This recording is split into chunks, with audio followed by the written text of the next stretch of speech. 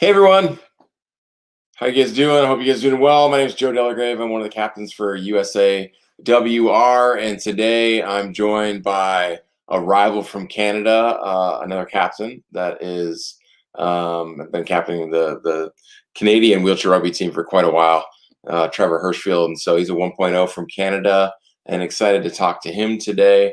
And then real quick too, I wanted to mention the Giving Games that had ended in August, and just thank you to the 39 donors that donated over $12,000 to USWR. So really appreciate that. I know the organization, everyone appreciates that. So thank you very much for doing that with the Giving Games.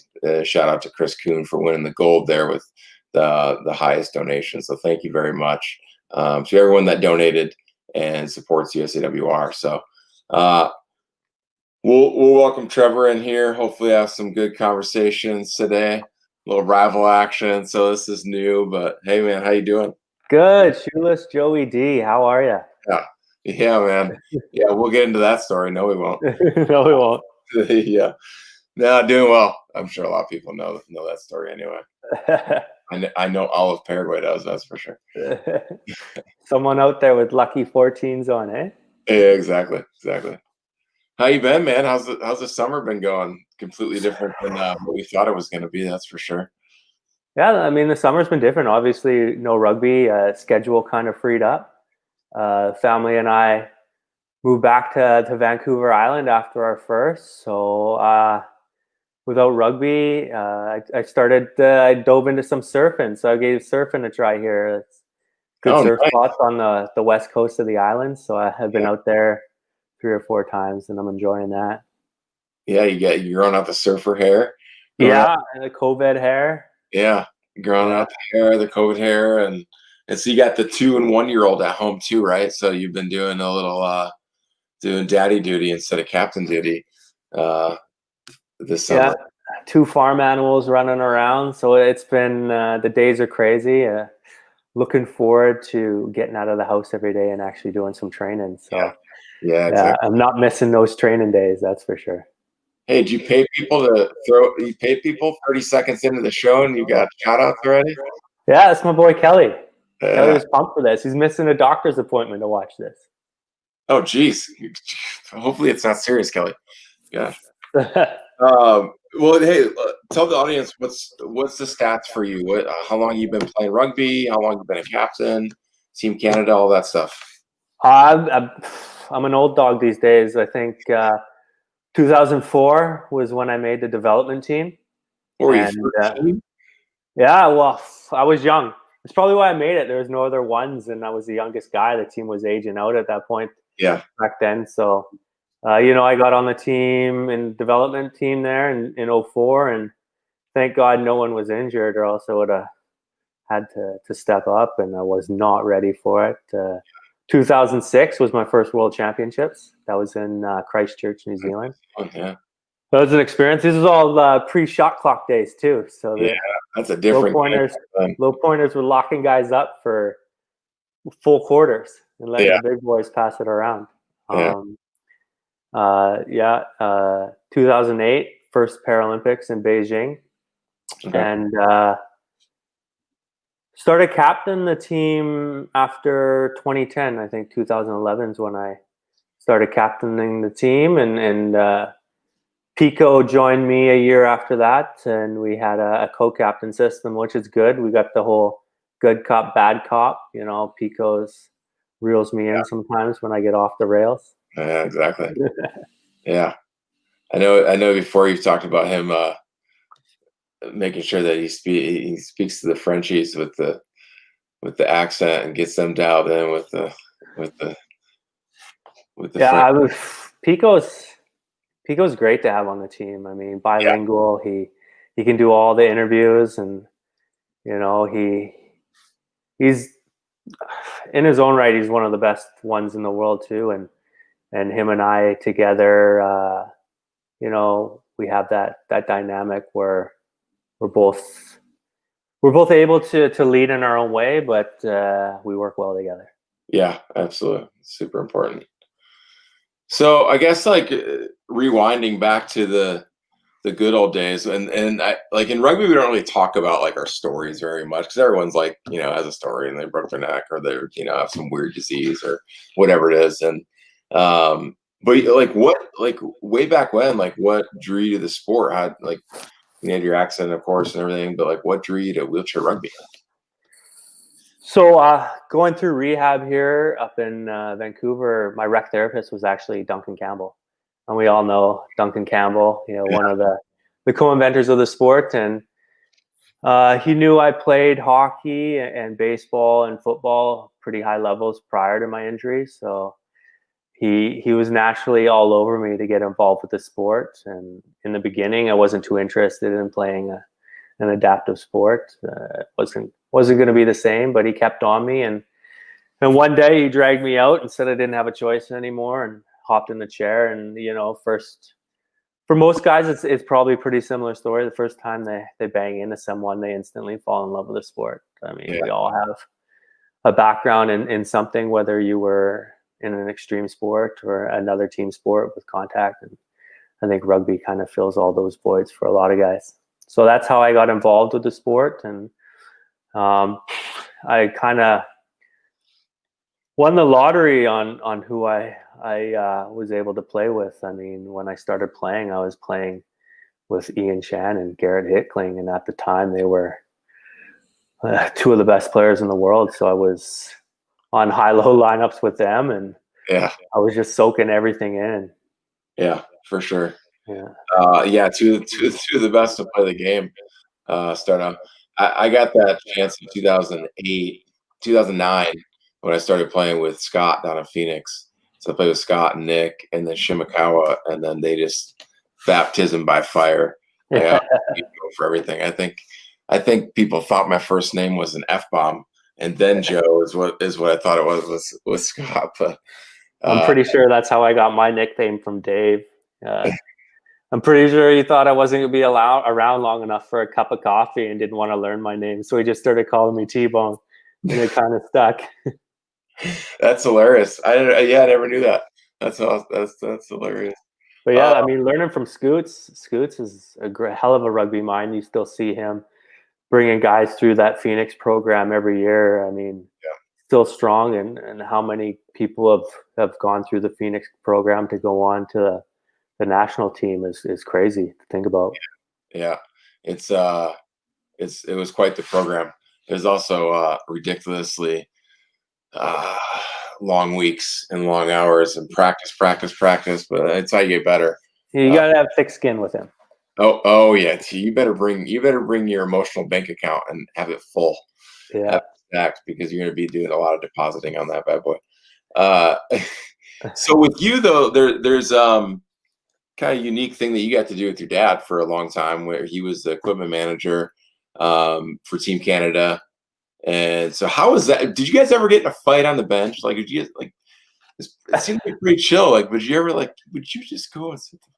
No, it's a long time. I mean, my dad coached me in all the different sports growing up: baseball, hockey, football. So from a young age, it wasn't dad, it was Bob, and it still is today. I mean, you can't be on a team calling your coach dad.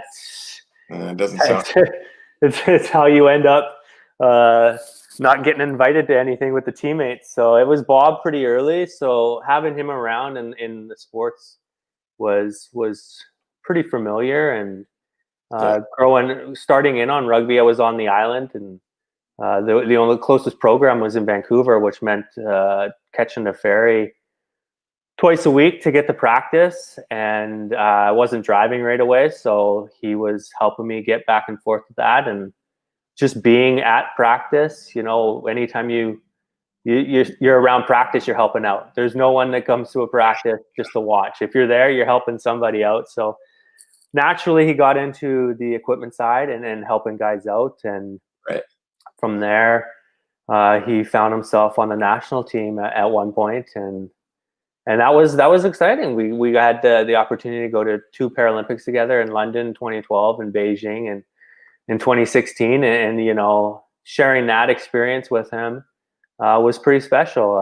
He got so much support in pursuing the sport, and a lot of people don't get to experience the same thing you do, right?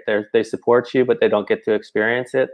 And to have him be able to do that was pretty special. Yeah, it's pretty awesome for sure. Yeah. Frenchie's speaking of equipment guys, Frenchie's on. Frenchie, I'm not gonna put any more comments on. I don't even know what is hockey? Hockey. Hockey. Frenchie, Hockey. I had to invite a Canadian on because you won't come on the show. So like I'm not putting any more comments on from you, Frenchie, until you come on the show. The running joke that he's like, "What am I gonna bring?" I'm like, "You can tell everyone what kind of ribs we need to eat." And Yeah, barbecue recipes. good old Frenchie. Yeah, exactly. Well, and I think a lot of us that went through that at the talking when you talked about like not wanting to play right away. I know I did. I was like, wheelchair sports, these are going to be pathetic. Like I don't want to do this, right away. But like obviously, that's where we all start. We start in this like rehabilitative standpoint or like a recreational standpoint. I mean, obviously you're playing with guys that were high level right away, but like how important is that rehabilitative side from your point of view? I mean, you guys up in BC. I mean, you play with anyone from a national team player to like a guy that doesn't even know how to transfer into his rugby chair type of thing. So, how important is that rehab mindset? Yeah, it's when you look back at it, it's priceless. We all come out of rehab with some OT or PT teaching us what they learn in school as far as how to do things, and Yeah, you go spend some time around rugby guys and you realize there's a lot easier ways to do it, and to not have to spend like 5-6 years on your own trying to figure it out, and you got guys showing you how to transfer, right? Hey, yeah, I'm a one pointer, this is how I do it, right? And then you kind of tweak your way and make it like that. And for all of us, it's huge. I mean, we're all able to travel on our own independently, and we've learned ways to like get in and out of bathtubs, and like you don't need the accessible room, and that's all a tribute to time spent with the people that came before you, the people yeah, who passed down those secrets. And that's one thing that's so important with us playing in club leagues, and the next generation of rugby guys first coming out, even if they're just there recreationally, it's like, hey man, I see you can't transfer in and out of your chair, right? Try popping a wheel off, right? Take the baby steps, right? Let's help guys out. Let's help guys enjoy their lives. So that was a big thing in rugby, and I'm sure we all know, everyone who's been there realizes and looks back, and it's like, without rugby, I'd be a lot further behind in my progress. So yeah, absolutely. it's really important. Who knows where we'd be? Who knows? Exactly, man, and just pushing like all the guys, you pushing in every day now. Guys are sent out of hospitals in electric chairs. It's like, man, you don't need that. Yeah, for sure. Um, turn the page a little bit. So it's kind of a funny story because in BC, there's a tournament back up in I don't know if it's Portland or if it was up in at the Oval. But the Cupcake chick was playing. Jessica, I'm sure she likes that nickname. Yeah. So and she makes fantastic. Like she used to make them for like the. Oh, you froze on me. Is that your connection? It's good luck though, Joe. A mugshot.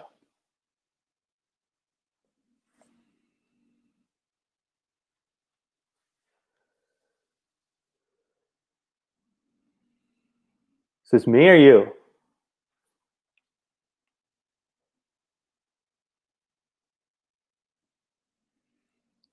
Sure, this is gonna be a good question.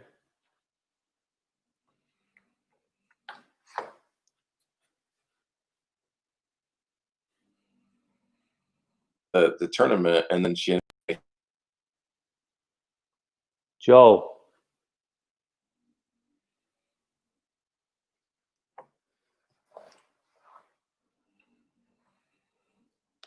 There we go. There you go. That was not me, man. That I gotta pay my bills around here. I think. All right, yeah, man. Before you go on, I mean, you called her the Cupcake chick, so I might as well plug her company. She started her own her own bakery, the Stubborn Baker. So we can call her the Stubborn Baker instead of the Cupcake Chick. You froze again, man.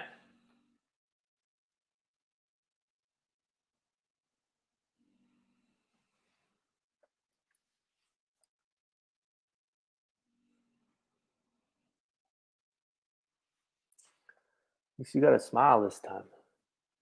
Can everyone still hear me?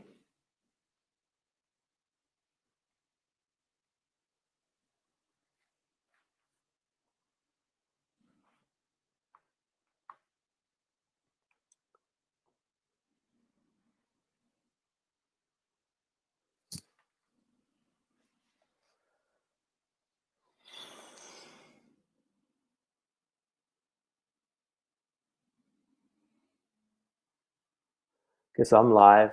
People can't send me in questions, so I can't see them. They just pop on the screen. Little Q&A until Joe gets back.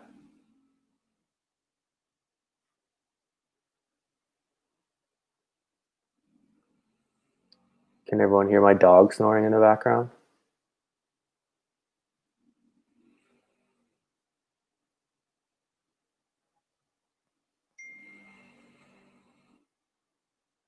I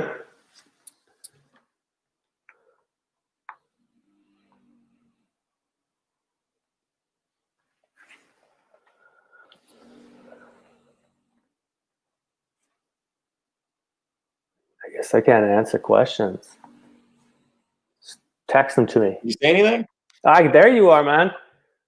Yeah, exactly. Exactly. Dude. Kip's even chirping you. Texting me, chirping you. All right. Sorry. Pay your bills, Joe. Yeah.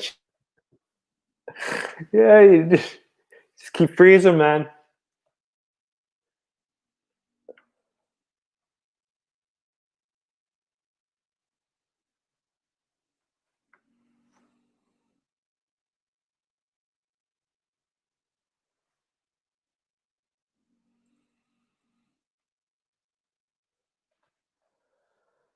I don't get the comments I'm on, guys. Sorry, on my side of this feed.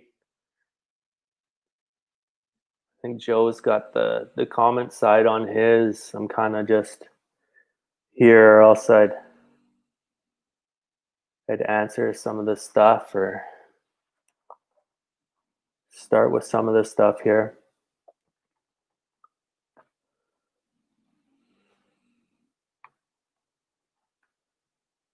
I'm sure he'll figure it out.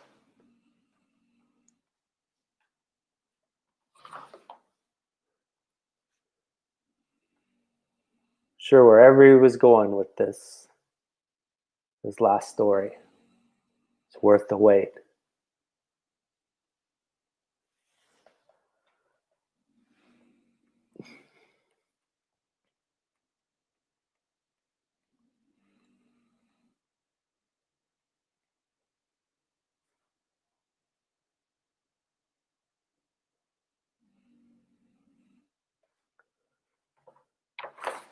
Send me questions on Instagram.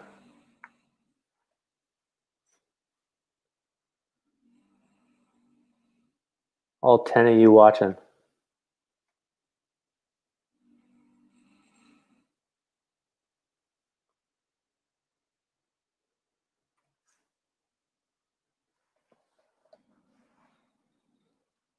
All right. We're going to try one more time. Man, I don't know what to tell you. I can't even see comments, so I can't even drive this bus while you take a detour over here. Okay. All right. So here's Get Out in Wisconsin. Boonchi, come on now. All right. If Oh, you froze. Skinny. I got one comment that popped up just as Joey froze again there. Affecting my training. It hasn't really affected my training too much. If anyone who follows me sees, I ended up renting a storage unit that was pretty new. So it had just had like an asphalt, like basically an area I could push. So in the unit. I got some free weights, threw down some mats, and I was able to get some training in there. I got a rowing erg and like a hand cycle, so I was able to push in my chair, lift weights, do some cardio, do different stuff. If anyone hasn't ever tried a rowing erg, she's tough. You there? Yeah. Sorry, man. It's Dude. not going good, and you are just getting chirped. Oh, I'm getting big time. All right, so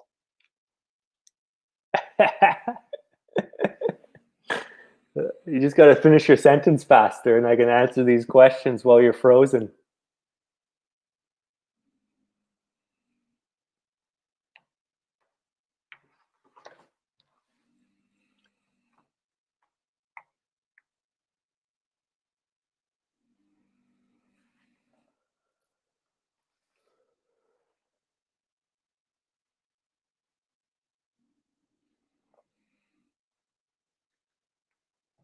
While I'm here, then I might as well shout out Melrose.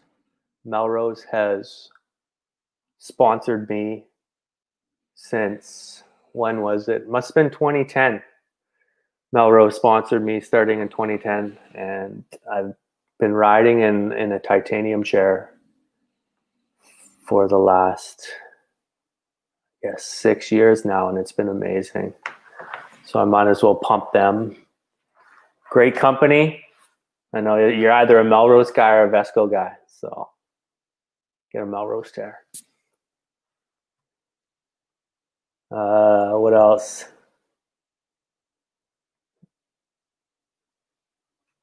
What else we got?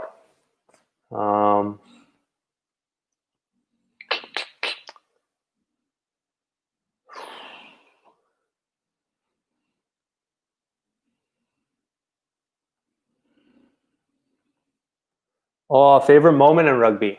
Thanks, Mandy, chipping in here. Favorite moment. Oh, there he is. You gonna freeze again? I'm gonna throw that up there. If I freeze, then we're just gonna call it. All right. I'm really sorry. So no worries, man. We can do this as many times as you want. Let's talk about Canada USA rivalry. Let's get into the good stuff. What is probably some of our worst moments are some of your best moments. What about the rivalry from your guys' point of view, from your point of view, have you enjoyed over the years? I think like both of us kind of just got thrown into that rivalry. It started well before we were ever in the programs. I mean, you go back to 2002 at the World Championships, and it was a Canada USA final, and last second goal. How many times has it been Canada USA where we're either meeting in the final and we're meeting in the crossover game. So I mean, there's just so much riding on the line at that point, and I think one of the worst, or I would just said one of the ones that sucked, losses that sucked for me the most was probably 2010 World Championships. We were in Vancouver there, and that was a tough pill to swallow. I mean, we were leading, like remembering back, we were leading most of that game. And I know you and I probably had best seats in the house watching that game on the bench. Yeah, I did. Because we weren't touching the floor. Exactly. I got it. I mean, it happened late in that game too. That simple play, turnover, and you guys ended up winning that game by one, and it must have been 49, 48 around there. It wasn't overly high scoring, and then I mean, we go on to the crossover game against Sweden, and we end up losing that one too. So that just tells you, like, we ended up finishing 5th at World Championships we were hosting, which was a stinger. And you look at that, and we obviously didn't get over that U.S. loss right away, and I mean that was a big driving point for me in my progression, and what I was looking forward to was always those Canada-US games. And I mean, one of the most memorable ones had to be, for me personally, I felt was one of my maybe coming out parties was the game in 2012, Yeah. which was bananas. We were up by 9 after the first quarter. It was the most bizarre game I've ever been a part of. Like up by 9, anything that could go wrong would go wrong for us. Anything that like everything's going right for you guys, and then ends up coming all the way back. Oh, if you go if no one's ever seen the last 2 minutes of that game, Don't watch it. Yeah, definitely. it's insane. Because I'm always good for one turnover to Whitey on an inbound. Yeah. And it happens when we're scoring to go up 1. I inbound Whitey. I throw it far, goes out of bounds. Your ball, right? Tie game. Yep. We inbound. You guys inbound to Chuck or whoever. We got G and Whitey. We got the high-low out there. You guys got the 3-2-2-1. Maybe was it at that point? That's what you guys were running. If you go back and look at that, Derek inbounds. So Helton was in his prime at that point too. You were on the court. Yeah, Chucky. I don't know if you're running Chad at that point, right? Scoots was on the bench, or was he there? Yes, Chad was out. Yeah, Chad was out. And I mean, you go back and look at that, and Funk steel doors Derek, so he can't get on the court. And G and Whitey end up getting the ball back on a turnover, and we end up scoring with 0.2 of a second left. Yeah, I know. Heartbreak for the U.S., but that game was so back and forth. To be up 9 and finish winning by 1, it could have gone either way in the last 2 minutes. It was a wild game. I know, obviously a USA stinger, but one that really sticks out in my mind is a heck of a game to watch if you're a rugby fan. Yeah. And I think a lot of our games are like that. 2014 at World Championships went to overtime. Could have gone either way. Well, that was when the you guys' 3-5-2-5-1-1 was rolling. Yeah. Yeah. Yeah, that was a strong lineup. I mean, Chan was getting long in the teeth, but he was as smart as ever. Yeah. And he played well, and like that game could go either way. And then, I mean, most recently, you guys, I thought, had looked, especially at in Tokyo there at the challenge. I thought that's the strongest the U.S. has looked in quite a while. I thought you guys were taking. Yeah, we had a decent tournament for sure. Yeah. And then even Lima was tough because I think we weren't hitting our stride yet, and we couldn't give you guys a game, so that game was over early. Is there a more bizarre tournament than Paris for us? Because like Toronto, same thing, and Peru, and they're really fun. They're like a little mini Paralympics, and they're fun to do. I mean, the Toronto games, I still think I was telling Kevin when he was on the show, Kevin Bowie, that crowd noise and that crowd level was probably the best besides the Paralympics, but like it was pretty intense. They a heck of a tournament, like heck of a job running that, and like for those hockey guys that don't know, we were actually playing in a hockey arena that they pulled out the boards, so they had the grandstands and stuff like that, and they were right on top of you, right? It wasn't like other pairs where they're kind of away. So that was wild, and they filled that puppy up. And I mean, that was just a wild tournament in general. You guys won the round robin game by 1, late turnover by us. In overtime, and then the final was back and forth as well. Yeah. But it is a weird tournament for us because we end up playing each other in round robin, and I mean, the way it is, we're probably going to face each other in the finals too. Right. And all the other games are, for the most part, you run a bench, everyone's getting in, and it's just everyone's like, well, every game matters, and it's like, yeah, it does, but like when you're playing a game and you're probably gonna win by 20 or 30, like the intensity's not there, and then you got to turn it on for a couple games. And those are great games to get the bench in, right, and get guys experience and stuff like that. But then your starting lines aren't getting the reps they need too, right? So that can be the challenge when it comes to a game that's on the line. But they are weird for us. It's a weird thing where we got 5 teams. You know, you look at isn't Oceania's is pretty similar, no? Yeah, I mean, Euros is really the only one where that's super competitive. Yeah. From that standpoint, but yeah, it's always an interesting deal though. So no, so what do you think about like talking through leadership? And obviously you've been a leader for a long time, and I guess like the question I want to ask is I don't know, what's your leadership style? It might be boring, but like what do you like as a dad, like what do you take away from being a leader for all these years, and then like how do you want to like kind of implement that into your kids, and what you want them to think about when it comes to leadership when they're old enough to realize what that is? Well, I think I've actually learned, or maybe I haven't. My teammates might say I'm full of shit, but like with having the kids is to try like to be a little more patient, man. Like I can run hot on the court. I mean, I growing up, my nickname was Trigger. Like I got a short fuse, and I play really emotional. Dude, So you going and Trigger, you got the nicknames that awesome.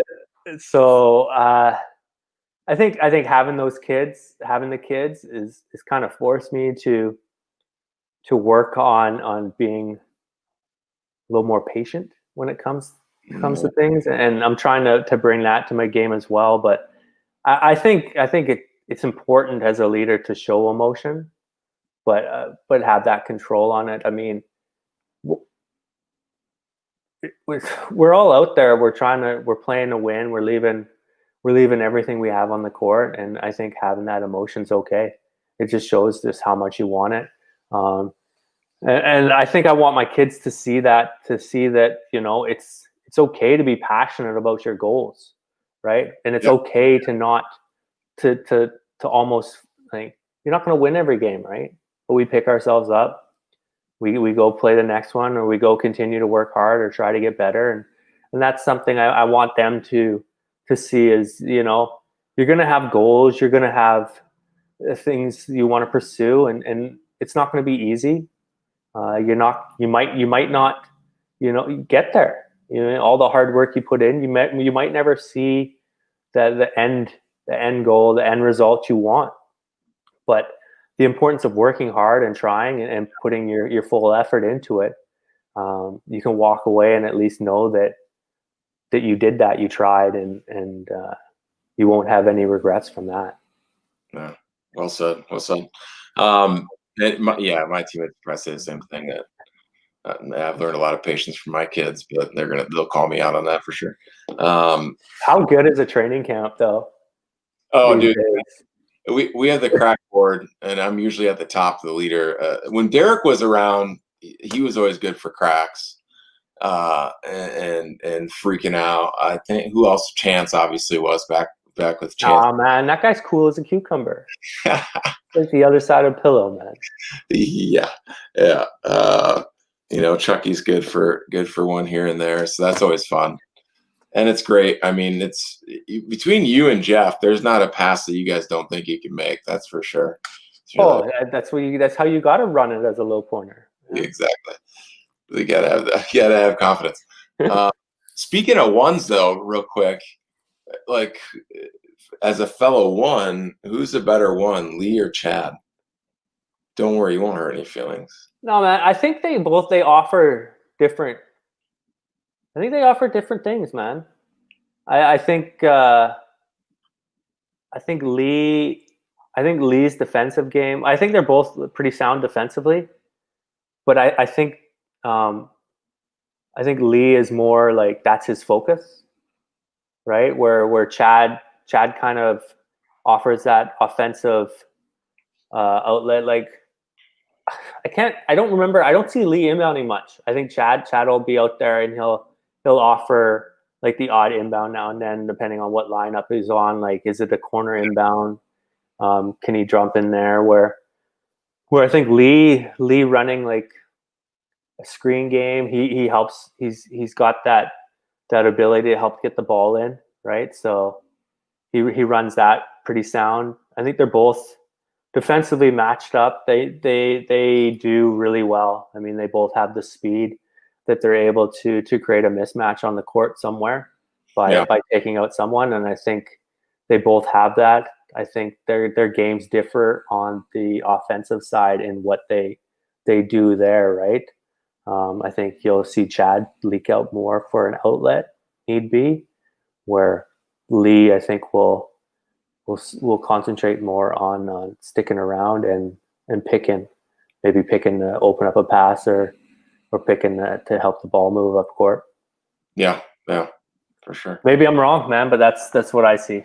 That was very, very PC. I was hoping for some. I know we're looking for conflict, but that'll come after we retire. This conversation's all tummy sticks right now.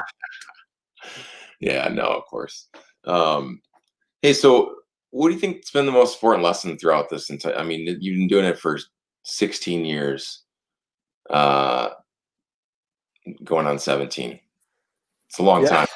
It is a long time, man. I'm not going anywhere. They're gonna have to beg me to stop coming to try out. I'm looking forward to the days where I can just sit on the end of the bench and chirp people. Oh yeah. Get in the Dave Wilsey School of Chirping. Yeah, I learned from the best. Yeah, between Dave and then Andy Cohen back in the day, and like, man. Oh, Scott, man. Scott's got a bag full of them. Yeah, well, yeah, I'm immune to that. I think like I've been around for a long time, and the game's changed.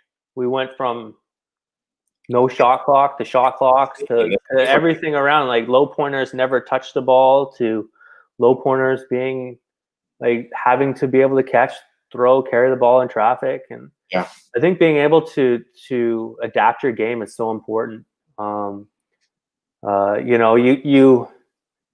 want to be able to have people to critique your game and poke holes in your game, because that's the only way that you're going to find those things that you need to improve. And I think that's one thing that I'm constantly asking the coaching staff or looking for input on is like, where are areas I need to improve? What are things I need to do to get better? You, as a low pointer, you're always trying to get faster, right? Work on your speed, work on your first 2-3 pushes, because that's the only time that you're actually going to be able to catch some of the higher functioning players in those first 2-3 meters. But outside of that, it's like what can I work on, right? Yeah, I can pass and catch the ball, but I mean, I'm not a strong like offhand passer, right? And sometimes you got to get the outlet that way. And it's constantly looking at the game that way and having people poke holes in your game so that you know what you have to work on. I think that's something that's I've really prided myself on as far as being able to stay around and competitive this long. Yeah, absolutely. That's well said. Nathan, he does a great job covering wheelchair rugby up in. Is he up in BC as well? I know he's in Canada. Anyways, what do you think separates the great class 1.0s from the good 1.0s? So if there's like a 1.0 that's in Canada or America and they want to make it to that next level, like what would you tell them for advice? Maybe something similar to what you just said, because you've been competing for 16 years and you want to get better. And I think that's separates people that are on the team for a couple of years compared to decades. Yeah, I think one thing that really separates, and maybe this goes along all low pointers, but the great ones and the good ones are the anticipation and being able to read a play, because we're not fast, but we can look quick when we get the right spot of the court. And it's understanding how the game's going to look, and it's being able to read the court and saying, hey, like, there's a high probability that this is where the ball's going based on what's happening on the court right now, and anticipating that. And I think that's the big difference between what makes you great from good is that, because that illusion that all of a sudden you're faster than you are because you're in the right spot, but you're able to anticipate that based on like high probability. And that comes from experience, but it also comes from how you watch video, I think, and how you approach the game. Absolutely. No, I mean, it's you got to be fast, but you also have to think fast. And There was no one better at that, at least in my era, than Rieger was so good at that as a little .5 that he'd trickle down the court, but like he'd always end up in the right spot, or he'd always be like, damn it, Rieger. How do you do? Rieger had my number when I first started playing on at a club tournament in BC. Well, not in BC, it was with BC playing in Denver. I was early on, and man, I was slow as dirt. And I remember they're throwing me, G or Chan threw me a ball deep, and Rieger picked me, and he's just like, "Sorry, bud." He's just like, yeah, you're not sorry. You're not sorry. So you mentioned that they're gonna have to throw zip you up before you leave the court. Like, what's you thought about what's next after rugby? You thought about coaching? You thought about you just gonna do the daddy daycare thing until they're 18? What's the deal? No, man, I got to stay involved in rugby because I need these breaks. I need the breaks. I need the trips with the. I've never realized, man. The one thing the most that I never want to miss is dinners with the team. Those jokes on the road, just the fun we have. I don't know if coaching, if I want to get into the coaching side, I see our sport like the way the teams are right now. The symmetry in the teams and how equal all these teams are matched up. I think our sport is at that level where teams are going to start looking outside and how to gain that advantage. And I think, and maybe it's just me, but I think, I mean, you got coaches working on game plans, matchups against other teams. I don't think they necessarily have the time to work with individual players as far as skill sets. Yeah. And you look at how many players are fast tracked based on their ability, and they're not actually learning the sport. And again, they're barely around long enough for a cup of coffee, like I said, and they're gone because one, they never learn the sport, and no matter their function, they weren't able to compete at that level. I think I'm thinking that you're gonna start seeing teams kind of mimic the way like an NFL football team looks, where you got a low pointer coach, you got a high pointer coach, or you got skills coaches, and you're bringing in a lot of these minds that are able to help fast track some of these players, and then that leaves the head coach in a position where they're focusing on the game plans and the strategic plans, and you got other people individually breaking down players' games and helping develop that.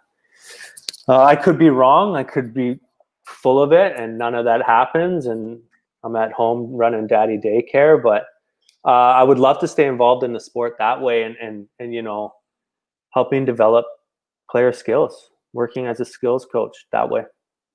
So how do you work on reaching? Like me? So is it one of those things where, like, I mean, your hands gotta get sore from hitting people's wheels and I have never. If you look, my percentage is so high. I can get. Joe, you don't even know. You got to start velcroing that ball to your lap, bud. No, it's something that I started out as looking at it as a way to get a push on guys, where I would not necessarily reach, but force guys to take their hands off their wheels to protect the ball so that I could get one more push on them. Yep. But then quickly realized that some guys didn't respect that, and the ball was wide open. And reading guys that way, whether they're like, when you got a guy without trunk loading for his first push, there's no way he's coming back to protect that ball, right? So it's that kind of stuff that you pick up, and I think a lot of my strength in that came from throwing a tennis ball and working on the mechanics in both my arms that way. I mean, that helped a lot, but I think it's just, God, we've been playing the same guys for the most part for decades, so there's no secrets out there, right? The book's out on everyone. Everyone knows that you're doing and what you're doing and how you're trying to set it up. And if you're still able to be successful at it, I mean, there's no point in not doing it. Yeah, exactly. Yeah. Derek was always our big sniper. He had that lean, man, that sneaky lean that you think he's a 2 and you think you're by him, and all of a sudden his head's in your kitchen and he's looking through your armpit and he's got the ball on the ground. He's so good at it. So good at it. Yeah. Yeah. A couple more questions here before we do a little rapid fire wrap up. Get to know Trevor, Trigger, T-Bone, man, nicknames. What's your nickname? What do the guys call you? It's always Big Joe or Fat Joe Big Joe? Well, you're not fat no more. Yeah, Shoeless. back. Call you Shoeless from now on. Joe. Back in 2010, when I was on the bench, they called it Joe time when I got in. We're up 20 now. Joe time, baby. Oh, man. So we had the opportunity to watch some great players play back then. Yes, we did. I was watching Will Grew zip around that court. I'm like, my God. Oh yeah, how fast was he? He was it was unbelievable because we do mile testing. We always do mile testing, and Mason, you don't have quick hands. You don't need to reach. You need to work on pushing, passing. You're thinking. Don't worry about reaching. You don't have quick hands from baseball. He comes on this show every time. Anyway, so favorite moment in wheelchair rugby. Favorite moment. Favorite moment. There's a lot of them. I think anytime you win a big game is a great. I think probably one of the standout favorite moments was 2015, right? We won the Pan American Games. Yeah. And that on home soil, and that was pretty amazing to do. And then in that October, we won the challenge in London.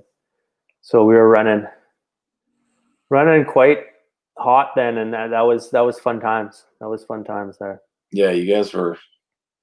That was your year, that's for sure. Yeah, it was good.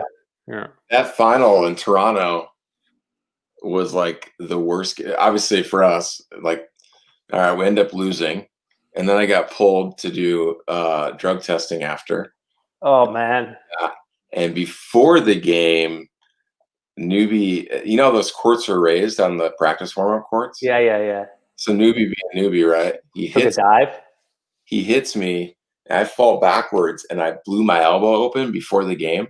And so I was like, well, just tape me up, whatever. So after the game, we lose, watch you get your gold medal and in front of the home fans, and then go get drug tested, and then go get stitches after. It was horrendous. So you're bad.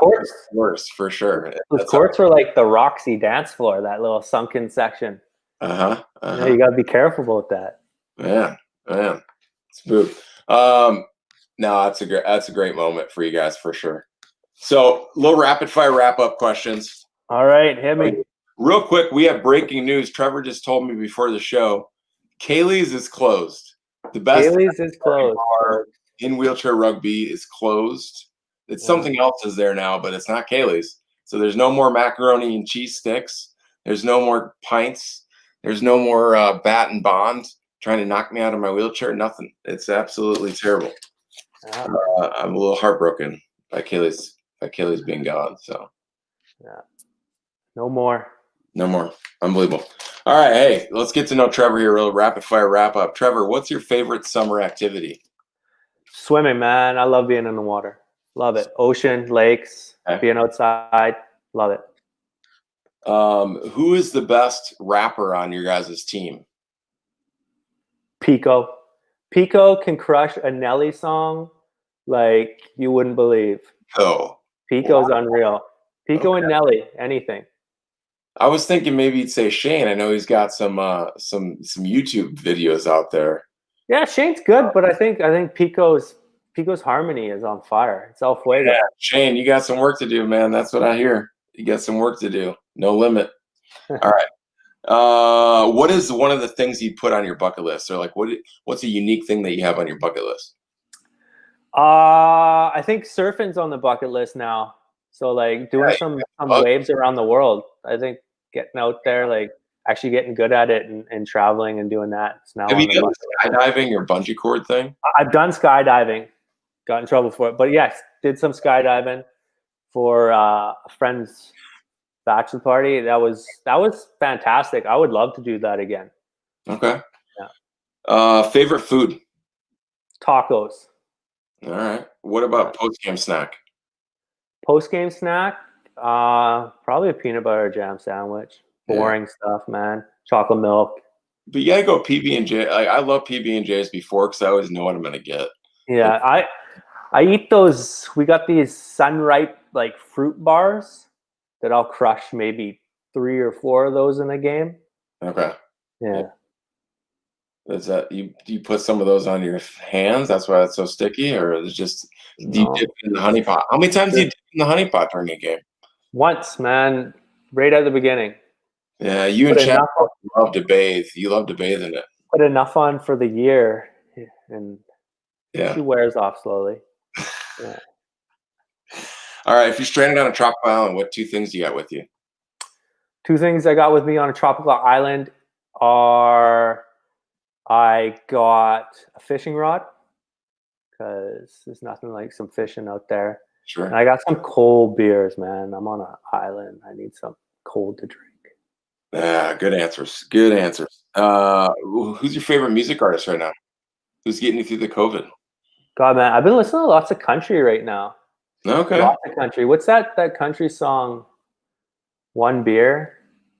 I don't know. I don't know the name of the song. Country songs that I have one beer. That's all they do is talk about drinking. Maybe it's because it's the summer and like feeling country in the summer right now. Yeah, for sure.